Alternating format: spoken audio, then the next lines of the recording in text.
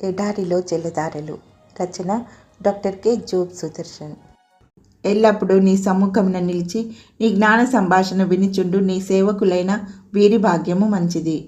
దినవృత్తాంతములు 2వ గ్రంథము 9:7.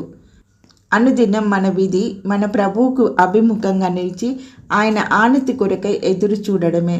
రాజాజ్ఞ మేరకు రాజ్యాలు తిరిగిన బంటు ఆజ్ఞ నిర్వర్తించి తిరిగి రాజు సన్నిధిలో ముకులిత హస్తుడై నిలుచుంటాడు.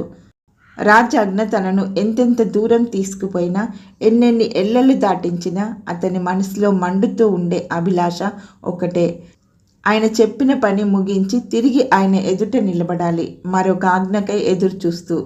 రవీంద్రనాథ్ ఠాగూర్ గీతాంజలికి చలం అనువాదం నుండి ఈ ఖండిక. ప్రాణేశ్వర, రోజు తర్వాత రోజు ముఖాముఖిని నీకెదురుగా నించోనా, నమస్కరిస్తూ లోకేశ్వర ముఖాముఖిని నీ ఎదుట నించోనా, నీ విశాల ఆకాశం క్రింద మౌనంగా నమ్రత నిబిడ హృదయంతో ముఖాముఖిని నీ ఎదుట నించోనా.